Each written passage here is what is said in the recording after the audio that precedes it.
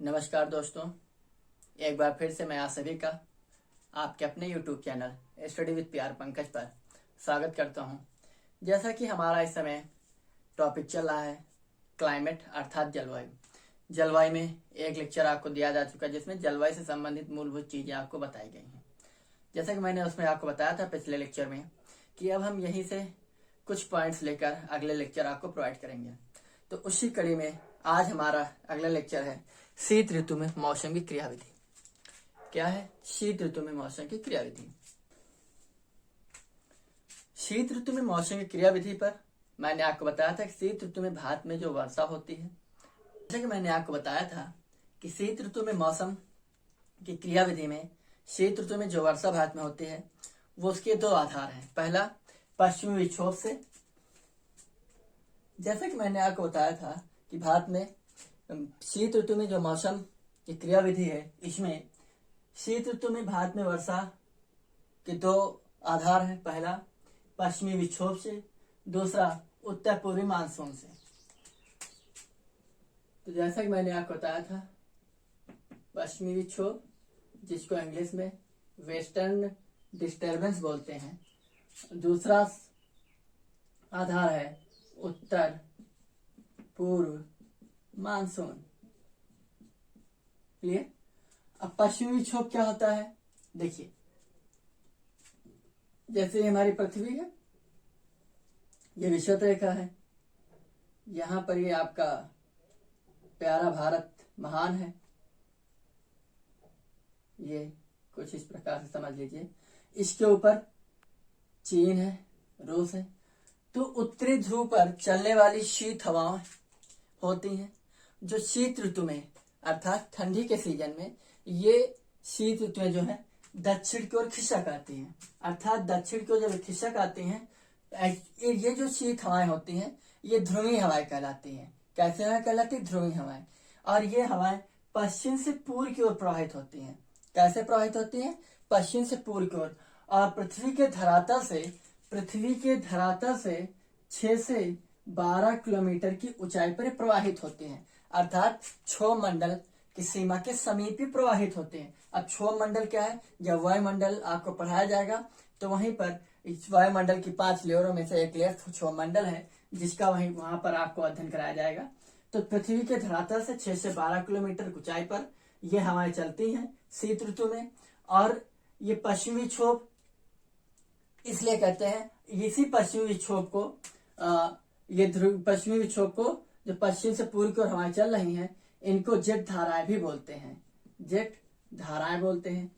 Jet धाराएं क्या होती हैं? एक्चुअली में जब जापान पर अमेरिका के वायुयान बमबारी करने परमाणु बम गिराने जा रहे थे, तो जब ये जा रहे थे तो इन्होंने बताया, जो भी पायलट थे, कि जाते वक्त कम समय लगा, लेकिन वापसी में हवाई जो वायुयान उड़ रहे थे उनमें गतिरोध पैदा हो रहा था उनके मार्ग में, जिसकी वजह से आमने में जाने की अपेक्षा में ज्यादा समय लगा।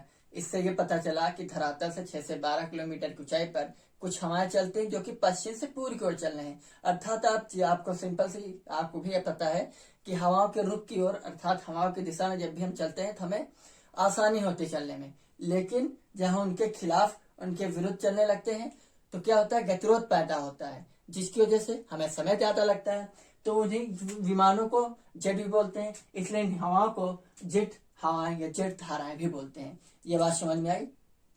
दूसरी चीज, जब शीत ऋतु में सूर्य जो दक्षिणायन हो जाता है, अर्थात ये शीत ऋतु है, शीत ऋतु, और मैंने आपको बता रखा है कि जो सूर्य है वो उत्तरायण और दक्षिणायन दोनों होता रहता है। अर्थात विषुवत रेखा के जब नीचे आ गया अर्थात दक्षिण दिशा में आ गया तो सूर्य दक्षिणायन हो गया। जब विषुवत रेखा के उत्तर आग हो गया तो सूर्य उत्तरायण हो गया। यह घटना कब घटती है आप जान लीजिए। 21 जून को सूर्य किरणें कर्क रेखा पर लंबवत पड़ती हैं और 21 जून से सूर्य दक्षिणायन होने लगता है। और 22 सितंबर को इसकी किरणें विषुवत रेखा पर लंबवत पड़ती हैं, जिसकी वजह से अब सूर्य दक्षिणायन होने लगता है। जब सूर्य दक्षिणायन होने लगता है तो जब सूर्य दक्षिणायन हो जाता है तो ये जो हवाएं हैं, ध्रुवीय हवाएं या जड़ धाराएं जो है, ये दक्षिण की ओर खिसक आती हैं, जिसकी वजह से जब दक्षिण की ओर खिसक आती हैं तो इन हवाओं के मार्ग में हिमालय पर्वत पड़ जाता है। हिमालय पर्वत पड़ने के कारण ये हवाएं दो भागों में विभक्त हो जाते हैं, एक उत्तरीय जेट धारा, दूसरी दक्षिणी जेट धारा, अर्थात पछुआ हवाओं की उत्तरी जेट धारा और पछुआ हवाओं की दक्षिणी जेट धारा। क्यों? पश्चिम से चल रही हैं तो पछुआ हवाएं हैं, जेट धारा इनको नाम दिया गया है। तो पश्चिमी उत्तरी पश्चिमी जेट धारा और दक्षिणी पश्चिमी जेट धारा। अब समझिए पश्चिमी विक्षोभ। पश्चिमी विक्षोभ की जो उत्पत्ति है स्पेशली ये भूमध्य सागर में होती है। कहाँ पर होती है? भूमध्य सागर में होती है, यूरोप में। और भूमध्य सागर में होने के बाद ये हवाएं पश्चिम से पूर्व की ओर प्रवाहित हो रही हैं, पश्चिम से पूर्व की ओर चल रही हैं। तो जब ये भूमध्य सागर गर्म होकर जब वाष्पीकरण की ऐसे होती है, तो जब ये वाष्प बनकर ऊपर उठता है तो ये जो हवाएं पश्चिम से पूर्व की ओर चल रही हैं इनके मार्ग में आकर ये जो वाष्पीकरण क्रिया है, ये हवा ये आर्द्रता यहाँ से ले लेती हैं और पश्चिम से पूर्व की ओर प्रवाहित होते हुए, पश्चिम से पूर्व की ओर प्रवाहित होते हुए ये हवाएं कैस्पियन काला सागर से अच्छी खासी मात्रा में आर्द्रता लेकर, कैस्पियन सागर से अच्छी खासी मात्रा में आर्द्रता लेकर ये पश्चिम को पूर्व की ओर प्रवाहित होते हुए आती रहती है उनके मार्ग में। और ये मैंने आपको बता रखा है कि दक्षिणी सूर्य दक्षिणायन हो जाने के कारण ध्रुवीय हवाएं या जेट हवाएं जो कि दक्षिण को खिसक आती हैं, तो ये पश्चिमी विक्षोभ जो है हिमालय से टकरा जाता है, क्योंकि पश्चिमी विक्षोभ जेट धाराओं के चक्कर में फंस चुका है। तो ये पश्चिमी विक्षोभ यहाँ से हिमालय में हिमालय से टकराकर दो भागों में इसकी शाखाएं बढ़ जाती हैं, एक उत्तरी पछुआ जेट धारा की शाखा, दूसरी दक्षिणी पछुआ जेट धारा की शाखा। अब जो उत्तर में निकल गई तो वो तो चीन तिब्बत में बर्फबारी वगैरह करेंगी, लेकिन जो दक्षिण में आ गई इसकी वजह से भारत में जम्मू कश्मीर, हिमाचल प्रदेश, उत्तराखंड में बर्फबारी के रूप में बारिश होती है। लेकिन वहीं पर आपके पंजाब, दिल्ली, हरियाणा इन क्षेत्रों में जल बूंदों के रूप में वर्षा होती है। लेकिन अगर इन पछुआ जेट धाराओं में या पश्चिमी विक्षोभ के माध्यम से अच्छी खासी इनमें अच्छी खासी मात्रा में अगर नमी है तो इसी की वजह से बिहार के पश्चिमी बिहार तक अच्छी खासी बारिश हो जाती है। अब बिहार के पश्चिम तक अगर बारिश हो रही है तो सीधी सी बात है, ये मानसून इधर से आ रहा है, पश्चिमी विक्षोभ इधर से आ रहा है पश्चिम से पूर्व की ओर, तो उत्तर प्रदेश में अच्छी खासी मात्रा में बारिश हो जाती है। और ये बारिश जैसा कि मैंने आपको बता रखा था 20 दिसंबर से लेकर मार्च तक होती है। अब आप देखिए पश्चिमी जेट धारा पश्चिमी विक्षोभ से उत्तरी भारत के कुछ हिस्सों में अच्छी खासी बारिश हो गई है। हिमालय, पंजाब, हिमालय, उत्तराखंड, जम्मू एंड कश्मीर में बर्फबारी हो गई है, जो कि सेब की फसल के लिए काफी उपयोगी होती है। वहीं पर दक्षिण भारत में वहीं पर उत्तर भारत के अन्य राज्यों में जैसे हिमालय है, पंजाब है और दिल्ली तक भी बारिश हो जाती है। इसकी वजह से जिस समय ये पश्चिमी विक्षोभ की वजह से भारत में बारिश हो रही है, पछुआ जेट धाराओं के माध्यम से ये पश्चिमी विक्षोभ यहाँ तक पहुंचा, तो इस समय भारत में रबी की फसल चालू लगी होती है। रबी की फसल जैसे गेहूं है, सरसों है, ये जो है चना है, मटर है, ये स्पेशली रबी की फसल होती है। ठंडी के सीजन की जितनी भी फसलें होती हैं ये रबी की फसल होती है।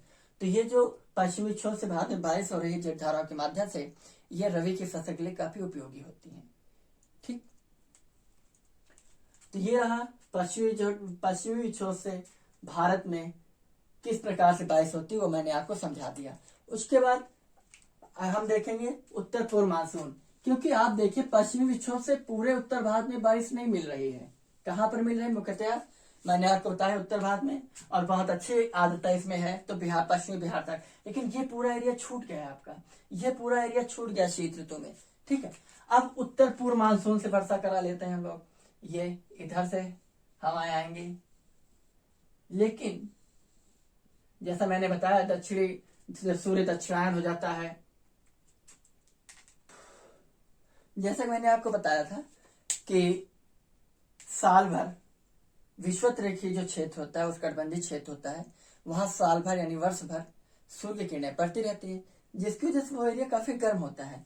तो इस क्षेत्र में सागर महासागर में इतनी ज्यादा गर्मी होती है कि वाष्पीकरण क्रिया चालू रहती है।